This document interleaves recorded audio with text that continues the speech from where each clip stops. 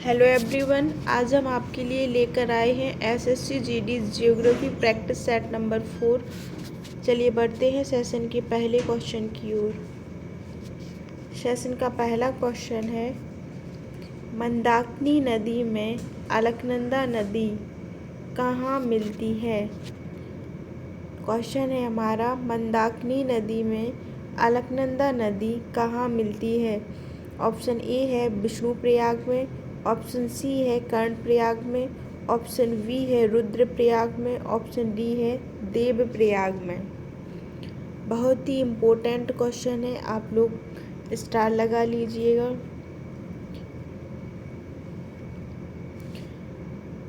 सभी लोग रिप्लाई करेंगे। क्वेश्चन नंबर फर्स्ट के लिए आपको बताना है, मंदाकिनी नदी में अलकनंदा नदी कहाँ मिलती है।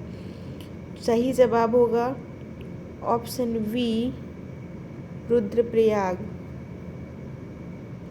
Option B Rudraprayag. बढ़ते हैं सेशन के नेक्स्ट क्वेश्चन की ओर। सेशन का नेक्स्ट क्वेश्चन है,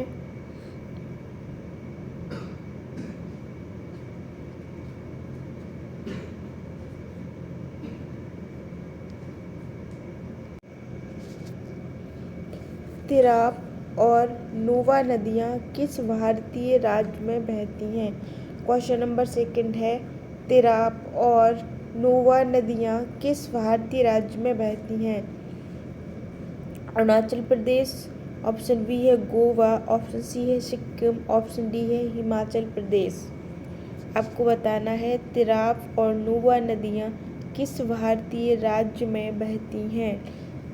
सभी लोग रिप्लाई करेंगे क्वेश्चन नंबर 2 के लिए। क्वेश्चन नंबर 2 का सही जवाब है option A Arunachal Pradesh. Very good बच्चों, सभी लोगों ने बहुत अच्छा किया। बढ़ते हैं सेशन के नेक्स्ट क्वेश्चन की ओर। सेशन का नेक्स्ट क्वेश्चन है, निम्नलिखित में से कौन सी नदी अरब सागर में गिरती है। निम्नलिखित में से कौन सी नदी अरब सागर में गिरती है। कृष्णा, कावेरी, नर्मदा या फिर गोदावरी। एसएससी जीडी 2021 में आया हुआ क्वेश्चन है, बहुत ही इम्पोर्टेंट क्वेश्चन है। क्वेश्चन है, निम्नलिखित में से कौन सी नदी अरब सागर में गिरती है। ऑप्शन सभी आप लोगों के सामने है, सभी लोग रिप्लाई करेंगे क्वेश्चन नंबर 3 के लिए। Very good, option C is the right answer, Narmada. Narmada नदी अरब सागर में गिरती है। बढ़ते हैं सेशन के नेक्स्ट क्वेश्चन की ओर। सेशन का नेक्स्ट क्वेश्चन है, निम्नलिखित में से कौन सी नदी जास्कर और लद्दाख पर्वतमालाओं के बीच बहती है।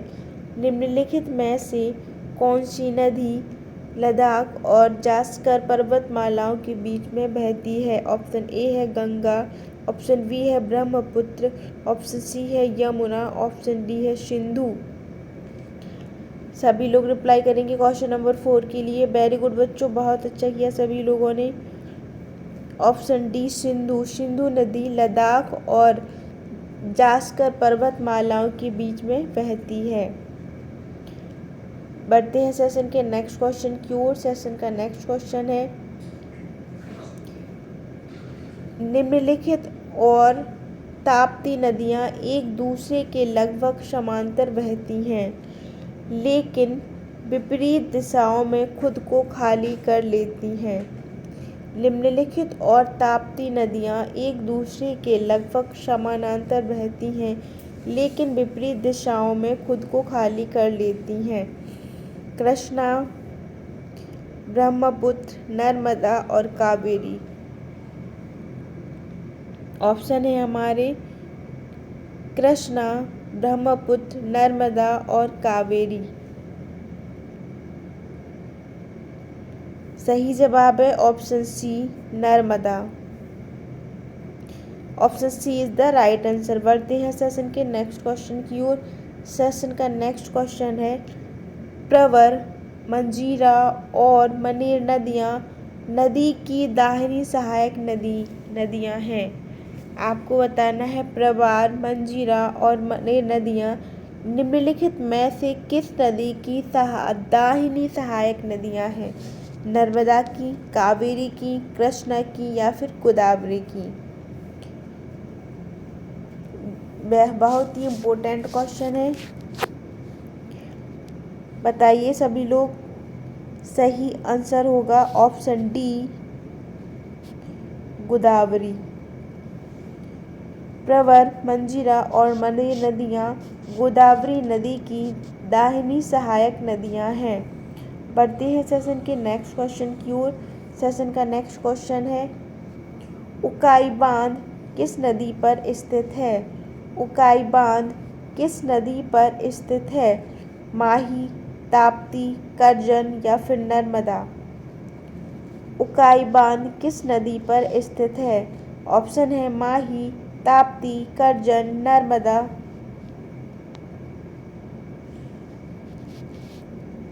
सही आंसर है option B, Tapti.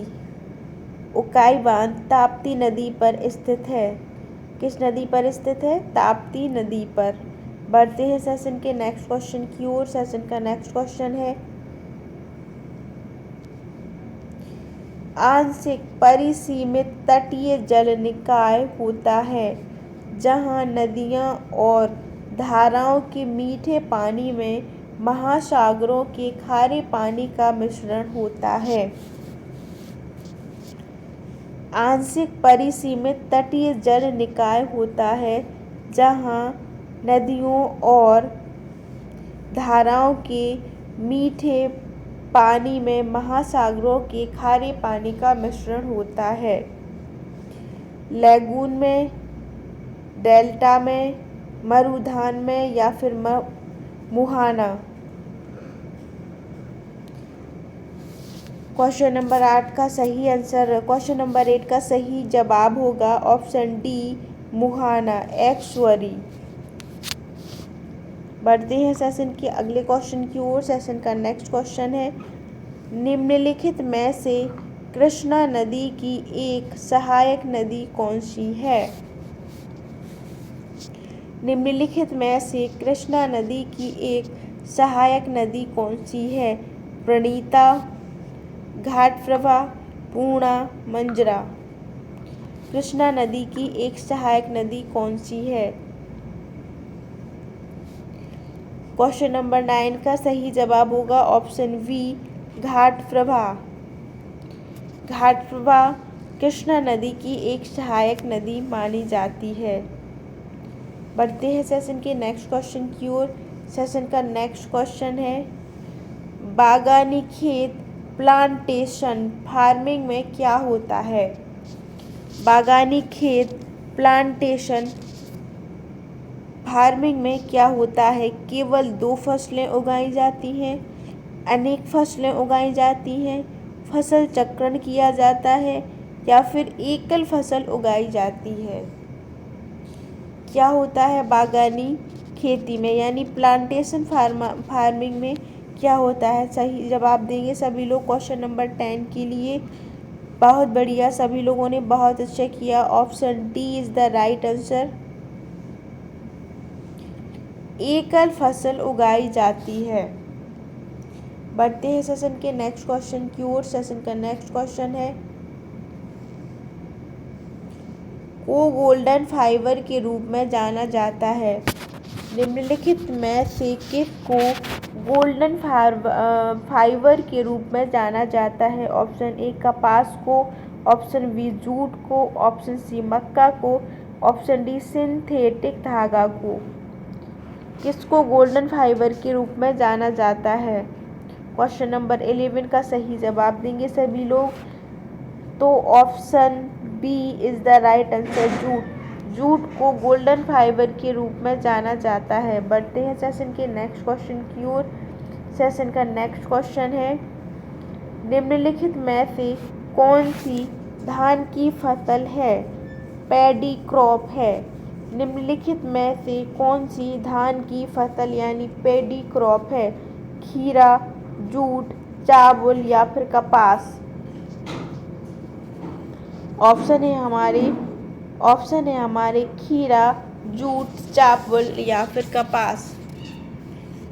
Question number 12 का सही आंसर होगा ऑप्शन सी, ऑप्शन सी चावल। बढ़ते हैं सेशन के नेक्स्ट क्वेश्चन की ओर। सेशन का नेक्स्ट क्वेश्चन है, निम्नलिखित में से किस जलवायु में आप रबर की फसल नहीं उगा सकते हैं? निम्नलिखित में से किस जलवायु में आप रबर की फसल नहीं उगा सकते हैं? उपोष्णकटिबंधीय जलवायु में, उष्णकटिबंधीय जलवायु में, भूमध्य रेखीय जलवायु में, या फिर ध्रुवीय जलवायु में, या फिर ध्रुवीय जलवायु में। रबर की खेती किस सीजन में आप नहीं उगा सकते हैं? आपको नहीं उगा सकते हैं ये बताना है। तो क्वेश्चन नंबर 13 का सही आंसर होगा ध्रुवीय जलवायु। ध्रुवीय जलवायु में रबर की फसल नहीं उगा सकते हैं। एक बार फिर हम आप सभी का स्वागत करना चाहेंगे हमारे channel academic height with HP sir channel पर। यदि आप लोग चैनल पर फर्स्ट टाइम विजिट कर रहे हैं तो चैनल को लाइक करें, शेयर करें, सब्सक्राइब करें ताकि आपको नोटिफिकेशन मिलता रहे। बढ़ते हैं सेशन के नेक्स्ट क्वेश्चन की ओर। सेशन का नेक्स्ट क्वेश्चन है, निम्नलिखित में से एक खाद्य फसल है। निम्नलिखित में से एक खाद्य फसल है। जूट, रबड़, कपास या फिर चावल। बहुत ही इजी क्वेश्चन है, सभी लोगों को आ जाना चाहिए। क्वेश्चन नंबर 14 का सही जवाब है ऑप्शन डी चावल। चावल एक खाद्य फसल है। बढ़ते हैं सेशन के नेक्स्ट क्वेश्चन की ओर। सेशन का नेक्स्ट क्वेश्चन है, फूलों की वर्षा में आम है। फूलों की वर्षा में आम है। असम, केरल, उत्तर प्रदेश या फिर पश्चिम बंगाल। असम, केरल, उत्तर प्रदेश या फिर पश्चिम बंगाल। सही जवाब होगा ऑप्शन सी उत्तर प्रदेश। उत्तर प्रदेश। बढ़ते हैं सेशन के नेक्स्ट क्वेश्चन की ओर। सेशन का नेक्स्ट क्वेश्चन है, एक ऐसी फसल है जिसका उपयोग भोजन और चारे दोनों के रूप में किया जाता है। यह एक खरीफ फसल है जिसे 21 डिग्री सेल्सियस से 27 डिग्री सेल्सियस के बीच तापमान की आवश्यकता होती है और पुरानी जलोढ़ मिट्टी में अच्छी तरह से बढ़ती है। चावल, जूट, मक्का या फिर गेहूँ। सभी लोग रिप्लाई करेंगे क्वेश्चन नंबर 16 के लिए। ऐसी कौन सी फसल है जिसका उपयोग आप भोजन के रूप में भी करते हैं और चारे के रूप में भी करते हैं? ऑप्शन है चावल, जूट, मक्का, गेहूँ। तो क्वेश्चन नंबर 16 का सही जवाब है ऑप्शन सी मक्का। मक्का का प्रयोग हम भोजन के रूप में भी करते हैं और उसके जो पत्ते होते हैं उसका हम क्या करते हैं, चारे के रूप में भी प्रयोग करते हैं। बढ़ते हैं सेशन के नेक्स्ट क्वेश्चन की ओर। सेशन का नेक्स्ट क्वेश्चन है, निम्नलिखित में से कौन सा भारत में ग्रीष्मकालीन फसल का मौसम है? निम्नलिखित में से कौन सा भारत में निम्नलिखित फसल का मौसम है? ग्रीष्मकालीन फसल का मौसम है रबी, जायद, खरीफ या फिर वर्षा ऋतु। रबी, जायद, खरीफ या फिर वर्षा ऋतु। सही जवाब करेंगे सभी लोग।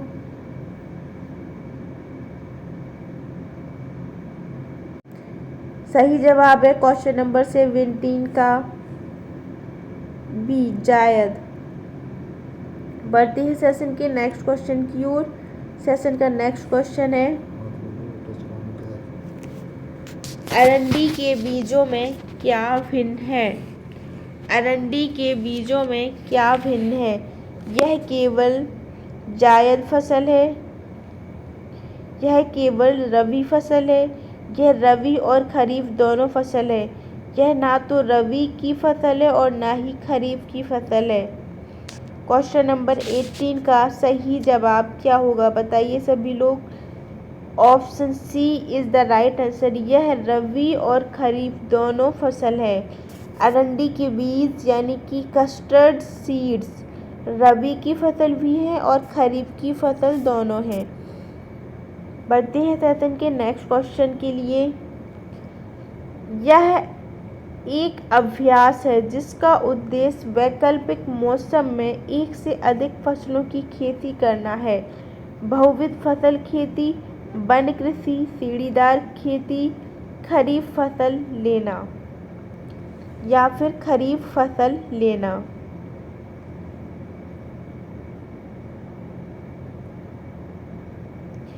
यह अभ्यास है जिसका उद्देश्य वैकल्पिक मौसम में एक से अधिक फसलों की खेती करना है। सही जवाब होगा ऑप्शन ए बहुविध फसल खेती। बढ़ते हैं सेशन के नेक्स्ट क्वेश्चन की ओर। सेशन का नेक्स्ट क्वेश्चन है इनाम गांव भारत के किस राज्य में स्थित है। इमाम गांव भारत के किस राज्य में स्थित है। महाराष्ट्र में, पंजाब में, मध्य प्रदेश में या फिर केरल में। सही जवाब करेंगे सभी लोग क्वेश्चन नंबर 20 के लिए। वेरी गुड, सभी लोगों के क्वेश्चन जवाब आ गए हैं।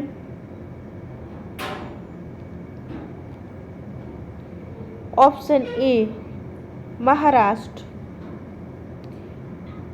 इनाम गांव भारत के महाराष्ट्र राज्य का एक गांव है। बढ़ते हैं सेशन के नेक्स्ट क्वेश्चन की ओर। सेशन का नेक्स्ट क्वेश्चन है भारत की पहली जूट मिल किस राज्य में स्थापित की गई थी। भारत की पहली जूट मिल किस राज्य में स्थापित की गई थी। पश्चिम बंगाल में, उड़ीसा में, बिहार में या फिर असम में। बहुत ही इम्पोर्टेंट क्वेश्चन है, very very important question.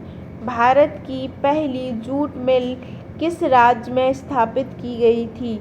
Option A है पश्चिम बंगाल, बी है उड़ीसा, सी है बिहार, डी है असम। वेरी गुड बच्चों, सही जवाब है ऑप्शन ए पश्चिम बंगाल। बढ़ते हैं सेशन के नेक्स्ट क्वेश्चन की ओर। सेशन का नेक्स्ट क्वेश्चन है फसल है उत्तर में खरीफ की फसल और दक्षिण भारत में रबी की। ऐसी कौन सी फसल है जो उत्तर भारत में खरीफ की फसल मानी जाती है और दक्षिण भारत में रबी की फसल मानी जाती है। ऑप्शन है हमारे अलसी, वी तिल, सरसों, अरंडी।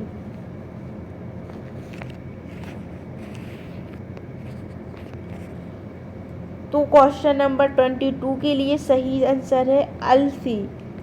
जो अलसी है वो उत्तर भारत में खरीफ की फसल मानी जाती है और दक्षिण भारत में रबी की फसल मानी जाती है। बढ़ते हैं सेशन के नेक्स्ट क्वेश्चन की ओर।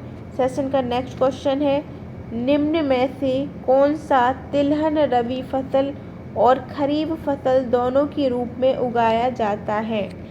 निम्न में से कौन सा तिलहन रबी फसल और खरीफ फसल दोनों के रूप में उगाया जाता है।